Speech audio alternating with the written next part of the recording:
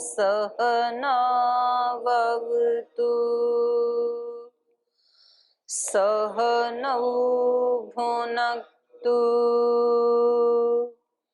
सह वीर्यं करवावहै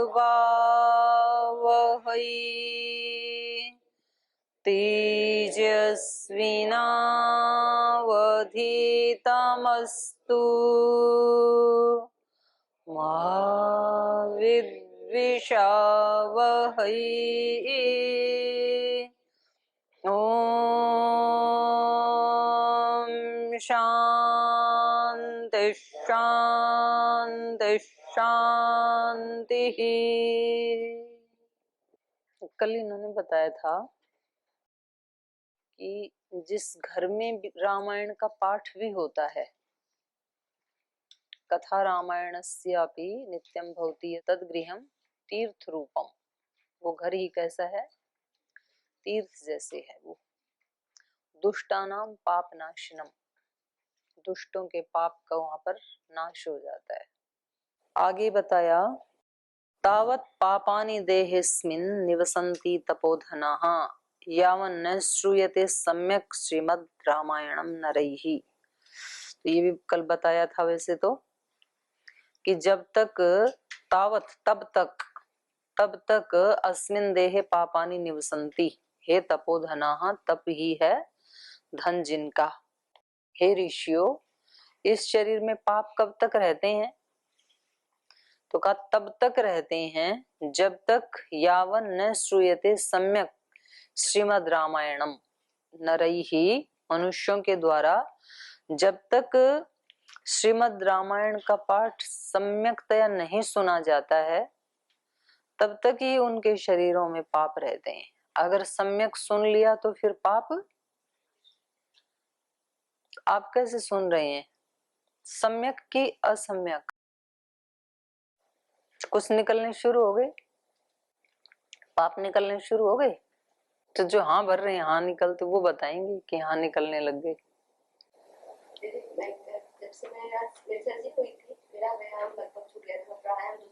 क्या हुई थी आपकी? सर्जरी हुई थी। अच्छा, मेरा व्यायाम लगभग छूट गया था, प्राणायाम तो करते ही 2 घंटे, लेकिन व्यायाम करते ध्यान देते। तो मैं सोच रही थी कि कैसे मतलब प्राणायाम व्यायाम उतना वापस आ सके। तो मैं सोच रही थी कि क्या करूं कि अपना रूटीन वापस आ जाए, वो व्यायाम प्राणायाम सब। तो जब से ये रामायण चालू हुई है और स्वामी जी महाराज का शिविर रेगुलर हुआ है, तो वो चीजें वापस आ गई। तो अब एक अंदर से गिल्टी फील होता था कि कुछ मैं मिस कर रही हूँ, गलत कर रही हूँ, तो वो दूर हो गया। तो सुबह सुबह बहुत प्रसन्नता रहती है। धन्यवाद। रामायण से थोड़े ना हुआ, ये आपके करने से ही हुआ। ठीक है, थोड़ा थोड़ा पढ़ने से थोड़ा थोड़ा उत्साह आता है, फिर वैसा वैसा आदमी जीने लगता है। तो आपको खुद देखना है, रोजाना देखना है कि आज रामायण का क्या असर हुआ। कोई तो ऐसी परिस्थिति आती है ना, दिन भर में कोई ना कोई तो ऐसी परिस्थिति आती है जब तपस्या करने का अवसर मिलता है, तो खुद ही आप उसको नोटिस करना, जज करना आप कि ये तो मैंने यहाँ सुना और फिर मैंने इसका वहां प्रयोग किया दिन में। तो आगे कहा दुर्लभा एव कथा लोके श्रीमद् रामायणोद्भवः कोटि जन्म समुत्थेन पुण्येन एव तो लभ्यते। ये कथा सुनना भी बड़ा दुर्लभ है। दुर्लभा एव कथा लोके, श्री रामायण उद्भवा, जो रामायण की कथा है, इसका जो उद्भव है ये बड़ी कठिनाई से ही मिलता है। कोटि जन्म समुत्थेन पुण्येन,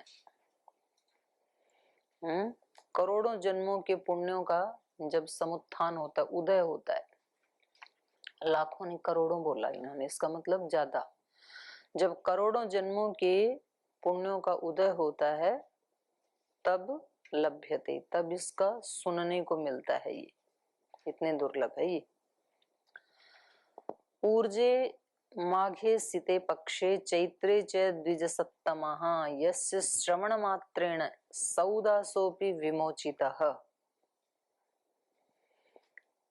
ऊर्जे मासे सिते पक्षे द्विजसत्तमः, हे श्रेष्ठ विप्रो चैत्र मास में, माघ मास में और कार्तिक मास के शुक्ल पक्ष में यस्य श्रवण मात्रेण, जिसके सुनने मात्र से सौदासोपि विमोचित, सुदास भी मुक्त हो गया था। सुदास किसी व्यक्ति का नाम है। पहले वो पुण्यात्मा था, फिर वो किसी पाप के कारण राक्षस योनि को प्राप्त हो गया, फिर राक्षस योनि में उसने रामायण को सुना तो फिर पुनः वो शाप से मुक्त हो गया। ये आगे बताएंगे द्वितीय अध्याय में इसकी कथा को, तो इसलिए यहाँ हम इसको नहीं पढ़ेंगे, आगे नहीं बताएंगे इसके बारे में। आगे कहा गौतम शापतः प्राप्त सौदासो राक्षसीं तनुं रामायण प्रभावेण विमुक्तिं प्राप्तवान् पुनः यस्त्वेतत् शृणुयात् भक्त्या राम भक्ति परायणः समुच्यते महापापैः पुरुषः पातकादिभिः। गौतम शापतः प्राप्तः, गौतम ऋषि ने इनको शाप दिया था। सौदास ने महर्षि गौतम के शाप से राक्षसीं तनुं प्राप्तः, राक्षसी शरीर को प्राप्त किया था। गौतम ने किसी पाप के कारण इनको शाप दिया तो इनका शरीर कैसा हो गया? ब्राह्मण से राक्षस शरीर को प्राप्त किया। रामायण प्रभावेण, लेकिन रामायण के प्रभाव से विमुक्तिम प्राप्तवान पुनः, फिर रामायण सुनी और फिर उन्होंने मुक्ति को प्राप्त किया। यस्तु एतत् शृणुयात् भक्त्या राम भक्ति परायणः समुच्यते महापापैः पुरुषः पातकादिभिः।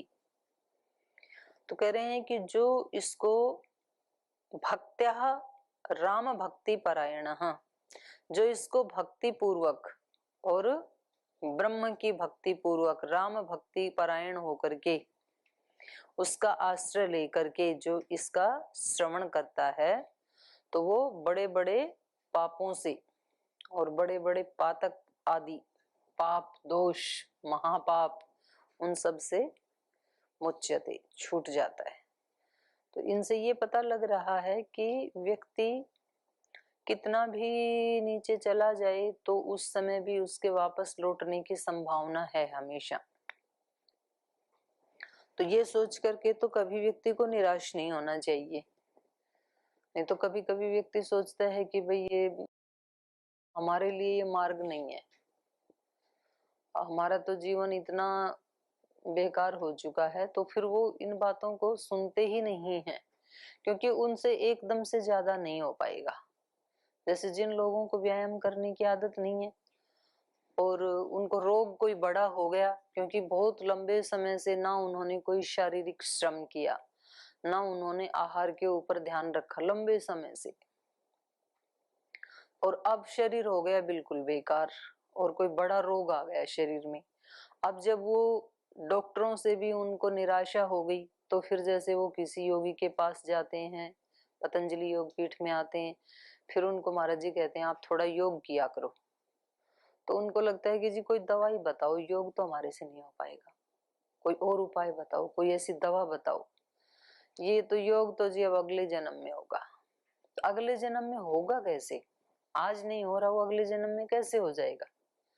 कोई ऑटोमेटिक थोड़ी चीजें बदलती हैं। अगले जन्म में तो पैदा होते वो ही करोगे जो आज तक किया है, वही संस्कार हैं तो करवाएंगे। आज योग करना शुरू कर दिया तो अगले जन्म में पैदा होते ही जरूर कर लोगे, और आज यदि नहीं शुरू किया, भले ही कितनी भी उम्र है, 70 साल है, 80 साल है, अब पता उनके मन में क्या आता है सुनते ही? उनको लगता है कि हम ऐसे पश्चिमोत्तान आसन तो कर नहीं सकते, इतना बड़ा पेट है, शीर्षासन कर नहीं सकते, मतलब कठिन कठिन आसन उनके मन में आते हैं। और जो बुढ़ापे में कैसे पैर ऊपर करें, हमारे से होगा ही नहीं। भाई शीर्षासन मत करो ना, आप जो आसानी से होता उतना तो करो। तो पूरा परफेक्शन तो व्यक्ति में आता नहीं है और थोड़े को व्यक्ति शुरू नहीं करता है। ये सबसे बड़ी समस्या है सारे संसार की। आपसे जब कहा जाता है कि भाई याद कर लो, शास्त्र स्मरण कर लो, आप कहते हो जी हमारे तो सामर्थ्य नहीं है हमारी ज्यादा। तो आपको क्या लगता है कि याद करूं तो ऐसा करूं कि पांचों दर्शन एक साथ याद कर डालूं, और नहीं तो फिर हाथ ही ना लगाऊं। अरे भाई तू भले आदमी, एक सूत्र तो कर सकता है ना रोजाना, तो एक तो कर। तो एक करेगा तो महीने में कितने हो जाएंगे? तो एक एक तो करता नहीं है, और एक दिन में 30 याद होते नहीं है, इसलिए कोरा का कोरा ही रह जाता है फिर। तो चीजें छोटे से शुरू करनी होती हैं। कभी भी ऐसे नहीं सोचना चाहिए कि भैया तो मैं पूरा परफेक्शन ही हो मेरे अंदर, या फिर मैं करूंगा ही नहीं। संस्कृत भाषा बोलना है या अंग्रेजी बोलना है तो कब बोलें? या तो पूरा परफेक्शन हो कि भाई एक भी त्रुटि ना हो तब बोलें, या फिर बोले ही नहीं। एक वाक्य में यदि कुछ शब्दों की संस्कृत आती है, कुछ की नहीं आती है, तो आती है वो तो संस्कृत में बोलो, नहीं आती वो हिंदी में बोलो, ठीक है। जैसे मुझे भूख लगी है तो क्या कहेंगे?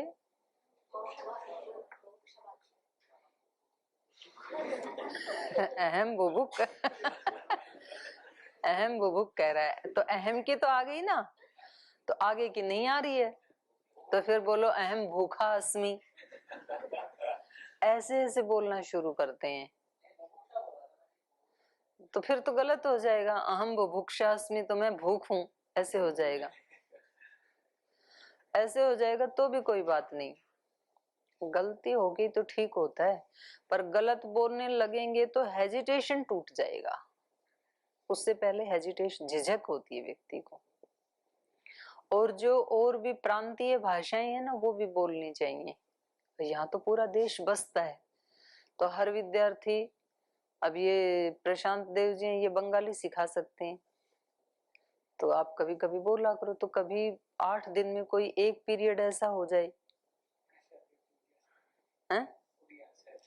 उड़िया सिखा सकते हैं, असमिया, उड़िया, मराठी, गुजराती कम है, भोजपुरी, तेलुगु, कन्नड़ा, मलयालम, तमिल। तो आदमी में परफेक्शन आता नहीं है और थोड़े को शुरू नहीं करता है, ये है समस्या। इसलिए आदमी को यदि थोड़ा भी जागरूकता है तो उसको शुरुआत कहाँ से करनी होती है? थोड़े से। शुरुआत हमेशा एक कदम से ही होती है। तो कभी भी अच्छे काम के लिए ये नहीं सोचें जो टाइम ही नहीं है, ध्यान तो कर लूं, उपासना तो कर लूं, टाइम ही नहीं है। 1 मिनट का तो मिल सकता है ना उपासना के लिए, 1 मिनट ही कर लो बस, रोजाना करो, लेकिन 1 मिनट।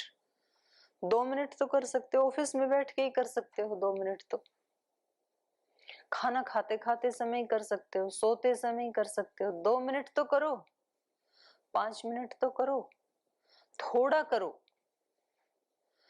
बाहर जैसे निकालें कक्ष में से, बोले जी बाहर बैठ के तो मेरे से नहीं पढ़ा जाएगा, मेरा स्वास्थ्य ठीक नहीं है। 2 मिनट तो बैठ सकते हो ना बाहर, 2 मिनट रोज आके बैठो, 2 मिनट के बाद चले जाना, फिर कोई बात नहीं, बता करके कि जी मेरा स्वास्थ्य ठीक नहीं है, अब मैं वहां जा रहा हूं। तो 2-2 घड़ी का किया हुआ अनुष्ठान भी रंग लाता है। थोड़ी थोड़ी देर का, जब थोड़ी थोड़ी देर का प्रमाद अपना प्रभाव दिखा सकता है, तो थोड़ी थोड़ी देर का शुभ कर्म अपना प्रभाव क्यों नहीं दिखाएगा? जब किसी 20 किलो के ड्रम में से घी का भरा हुआ है 20 किलो का, और उसमें रोजाना 2-2 चम्मच निकालते हो, तो एक दिन खाली हो जाता है कि नहीं? एक दिन तो पेंदा निकल ही आएगा ना, 2-2 चम्मच भी निकालोगे तो। तो 2-2 चम्मच यदि डालोगे तो भी तो स्टोर होगा ना, उधर भी तो वही बात लागू होती है। तो आप यदि एक एक श्लोक डालेंगे, एक एक सूत्र डालेंगे, एक एक कोई अच्छी बात डालेंगे, तो फिर तो आदमी में ताकत आ जाती है। और शुरू नहीं करता है तो ताकत नहीं आती है, शुरू करने की ताकत नहीं आती है। तो इसलिए शुरू करने के लिए यहाँ जो भी सुना उसमें से कोई एक चीज तो ऐसी मिल ही सकती है जिसको मैं अपने रूटीन जीवन में अप्लाई कर सकता हूँ, उसी को शुरू करो, छोटा सा ही हो भले ही, तो उससे फिर आदमी में शक्ति आ जाती है। तो ये कैसे पाप से मुक्त हुए जिनकी इन्होंने कथा सुनाई सुदास की, वो आगे बता रहे हैं द्वितीय अध्याय में। कथं सनत्कुमाराय देवर्षि नारदो मुनिः प्रोक्तवान् सकलान् धर्मान् कथं तौ मिलिता उभौ कस्मिन् क्षेत्रे स्थितौ तात तावुभौ ब्रह्मवादिनौ यदुक्तं नारदेनास्मै तत्त्वं ब्रूहि महामुने सनकाद्या महात्मानो ब्रह्मणस्तनयः स्मृताः निर्ममा निरहंकाराः सर्वे ते ह्यूर्ध्वरेतसः तेषां नामानि वक्ष्यामि सनकश्च सनन्दनः सनत्कुमारश्च तथा सनातन इतस्मृत् विष्णु भक्ता महात्मानो ब्रह्मध्यानपरायणाः सहस्रसूर्यसंकाशाः सत्यवन्तो मुमुक्षवः। तो ऋषयः ऊचुः, ऋषियों ने कहा कि हे मुनि, कथम सनत कुमाराय देवर्षि नारदः प्रोक्तवान सकलान धर्मान। हे महामुने, देव ऋषि नारद ने सनत कुमार जी से रामायण संबंधी सकलान धर्मान, संपूर्ण धर्मों का कैसे उन्होंने वर्णन किया। सकलान धर्मान कथम प्रोक्तवान, कथम तौ मिलितौ उभौ, कैसे मिले और वो दोनों देव ऋषि और सनत कुमार कैसे मिले, कैसे नारद ने सनत कुमार को सब धर्मों का वर्णन किया, कैसे सुनाया, वो सब बताओ हमें। कस्मिन क्षेत्रे स्थितौ, किस क्षेत्र में, किस देश में वो रहते थे। तौ उभौ ब्रह्मवादी न, वो दोनों ब्रह्मवादी कहाँ रहते थे। यद उक्तम नारदेना, और जो कुछ नारद ने उनको कहा सनत कुमार को, अस्मै तत्त्वं ब्रूहि महामुने, वो सब हे महामुनि आप हमें बताइए, विस्तार से बताइए। सूत उवाच, तो फिर सूत जी ने कहा कि सनकाद्या महात्मानो ब्रह्मणस्तनया स्मृताः, कि ये जो सनक आदि हैं चारों, सनक, सनंदन, सनातन, सनत कुमार, तो इनमें से ही एक को सुनाया ना, इन चारों जो ब्रह्मा के पुत्र माने जाते हैं। सनकाद्य महात्मान ब्रह्मणस्तनया स्मृता, इनको ब्रह्मा के पुत्र कहा जाता है। तनया मतलब पुत्र। निर्ममा निरहंकारा, ये कैसे थे। सर्वे निर्ममा, वो सब कैसे थे, निर्मम। निर्मम मतलब ममता से रहित, मतलब ममता से रहित का मतलब है शरीर आदि को वो अपना अस्तित्व नहीं मानते थे। आत्मा से अतिरिक्त किसी को भी अपना न मानने वाला, वो कहलाता है निर्मम। मैं नहीं, मेरा नहीं, शरीर को मैं मानते ना हम, ये ही ममता है। और चीजों को तो बाद में कहेंगे ममता, बोलते हैं ना मोह ममता में फंस गया। तो मोह का मतलब क्या होता है, मोह वही चित्ते, चित्त का स्थिर न होना, विचलित होना, तो यही तो है मोह। और ममता क्या है, शरीर को ही अपना स्वरूप मान लेना, ये ममता है। तो दोनों से मुक्त होना है, मोह और ममता से। लोक की भाषा में लोग मोह ममता से ये समझ लेते हैं कि भाई परिवार में रहने वाले हैं वो तो मोह ममता से बंधे हुए हैं, और जो गुरुकुल में चले गए वो मोह ममता उन्होंने छोड़ दी, ऐसे मान लिया जाता है स्थूल रूप से। लेकिन वास्तव में ये अर्थ नहीं है। गुरुकुल में आ गए वो भी मोह ममता से युक्त हो सकते हैं, और घर में रहने वाले भी मोह ममता से मुक्त हो सकते हैं। तो ये सारे कैसे थे? सर्वे ते निर्ममा, सर्वे ते निरअहंकाराः, सर्वे ते ही ऊर्ध्वरेता थे। वो ऊर्ध्वरेता किसको कहते हैं? जिनका बड़ा कोई मिशन होता है उनको ऊर्ध्वरेता कहते हैं। कोई ऊंचा लक्ष्य जिनके जीवन का होता है, क्योंकि जब तक व्यक्ति सोचेगा ही ऊंचा नहीं तो बनेगा कैसे ऊंचा? फिर तो पहले तो बड़ा सोचेगा तब तो फिर बड़ा करेगा ना। तो किसी भी फील्ड में व्यक्ति को कैसे सोचना चाहिए? बड़ा सपना देखना चाहिए, और फिर उसके लिए जितनी अपने पास सामर्थ्य है यथाशक्ति ईमानदारी से प्रयास भी करना चाहिए। अपना जज खुद करना होता है व्यक्ति को कि मेरे अंदर कितनी शक्ति है और मैंने उसके अकॉर्डिंग प्रयास किया या नहीं किया। उसमें दूसरे के साथ तुलना नहीं होती है कि भाई विद्वान बनना है तो फिर देखो ये जो पड़ोसी है मेरा, इसकी जैसी तो बुद्धि हो और इतना मैं पुरुषार्थ करूं तब तो मैं विद्वान बन सकता हूं, नहीं तो मैं कैसे काम ना कर सकता हूं, क्योंकि मेरा तो शरीर भी सहयोग नहीं कर रहा है और मेरी तो बैकग्राउंड भी ऐसी नहीं है, मेरे को तो टाइम भी, मैं कैसे बन सकता हूं। ऐसे दूसरे को नहीं देखना, अपनी ही सामर्थ्य को देखना है। मुझे विद्वान बनना है ना, ये मेरी अपनी अभिप्सा है ना, मेरी अभिप्सा है तो चाहे मेरी थोड़ी भी सामर्थ्य है तो मैं एक एक श्लोक याद करूंगा। कालिदास तो ऐसे विद्वान बने थे, वो तो जड़मती थे पहले, उनको कुछ याद होता नहीं था तो गुरुजी ने तो उनको भगा दिया था। तो फिर उसको रस्सी को देखा उन्होंने आते जाते पत्थर के ऊपर कि जब इसके लगातार रस्सी के आने जाने से ये पत्थर घिस सकता है, क्योंकि रस्सी तो मुलायम होती है, पत्थर तो कठोर होता है, तो रस्सी को कट जाना चाहिए, लेकिन वास्तव में पत्थर कट जाता है रस्सी से। तो कई वर्षों के बाद उसमें पत्थर में ही निशान बन जाता है ऐसा रस्सी का। तो जब पत्थर घिस सकता है तो थोड़ा थोड़ा पुरुषार्थ रोजाना करके मेरे दिमाग में मेरा लक्ष्य पूरा क्यों नहीं हो सकता है? हो सकता है।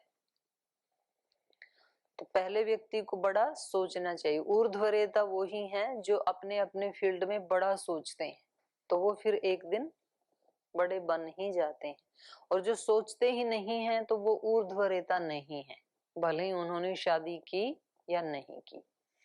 सोच यदि बड़ी है तो शादी करके भी महापुरुष बन जाते हैं। सोच बड़ी नहीं है, ऊर्ध्वरेता नहीं है, तो गुरुकुल आश्रम में रह करके भी सामान्य जीवन ही जीते हैं फिर, तो उससे कोई लाभ नहीं है फिर इस मार्ग में आने का। तो ये जो चारों थे जो ब्रह्मा के पुत्र हैं, ब्रह्मा के पुत्र ये चार ही थोड़े थे, हम सब भी क्या हैं? ब्रह्म के ही पुत्र हैं हम सब। ब्रह्मणः तनय, हम सब ब्रह्मा के ही पुत्र हैं। कल भी बताया ना महाराज जी ने कि भगवान ही हमारा असली पिता है, हमारा बाप है। वेद भी कहता है त्वम ही न पिता वसुः त्वम माता शतक्रतो बभूविथ, आप ही पिता हैं, आप ही माता हैं। तो पहचान तो हम सब की वही है, हम सभी ब्रह्म के ही पुत्र हैं। लेकिन इन्होंने वैसा क्या किया? अपने आप को वैसा माना, रियलाइज किया कि हम तो देखो ब्रह्मा के पुत्र हैं, तो अब हमारा आचरण व्यवहार पुरुषार्थ सब कैसा होगा? ब्रह्मा के पुत्र के जैसा।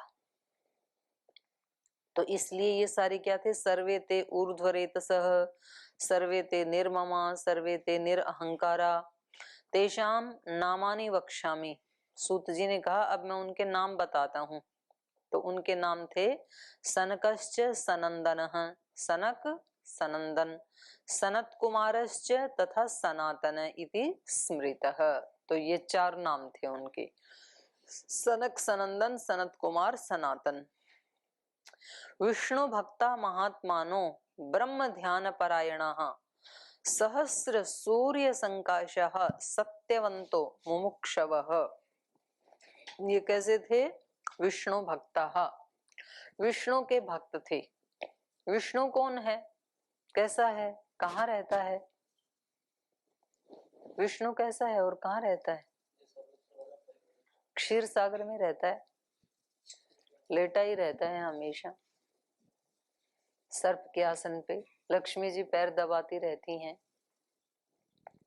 वो तो समझाने के लिए बनाया है, ऐसा कोई स्थान नहीं है और ऐसा कोई सांप का आसन बेड भी नहीं बना हुआ है और ऐसे कोई पुरुष के शरीर के रूप में लेटे भी नहीं रहते हैं। व्यायाम प्राणायाम कुछ तो करना ही होता है ना, तो वहां कहाँ करेंगे? ऐसा वो समझाने के लिए। क्षीर सागर मतलब अमृत, सबको जीवन देने वाला अमृत शक्ति भगवान की।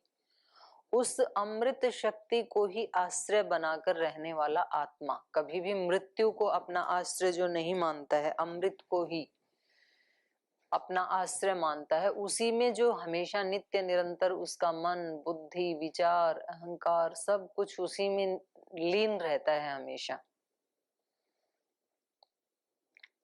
और उसके पास फिर स्त्री ही तो आएगी ही, उसके चरणों की दासी बनती है स्त्री तो ऐसे जो योगी होते हैं, ऐसे जो महात्मा होते हैं, तो वो कभी भी स्त्री के पीछे लक्ष्मी के पीछे नहीं जाते, लक्ष्मी उनके पीछे पीछे आती है।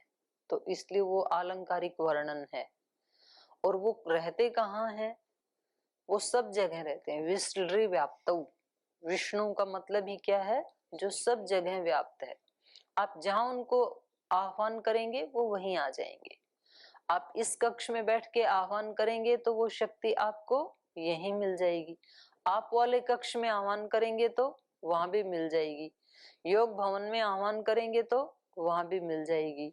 गंगा के किनारे जाके आह्वान करेंगे तो वहां भी मिलेगी। नीलकंठ में करेंगे तो वहां भी मिल जाएगी। तमिलनाडु में जाके करेंगे तो जहां आप पुकारेंगे वो शक्ति, वो विष्णु कहाँ रहता है? सब जगह। सर्वतः पाणी पादो, सब तरफ सब जगह उसके हाथ पैर हैं, वहीं प्रकट हो जाता है वो। तो इसलिए उसको क्या कहेंगे? विष्णु। तो ये सारे किसके भक्त हैं? सनक सनंदन आदि विष्णु भक्ता। जो सब जगह ईश्वर को देखेगा वो कभी अपने जीवन में कोई पाप कर सकता है क्या? जैसे ही पाप करने लगेगा तो उसको पता लगेगा ये तो ईश्वर देख रहा है, कोई और कोई तो नहीं देख रहा, ईश्वर तो देख रहा है, तो फिर वो करेगा ही नहीं।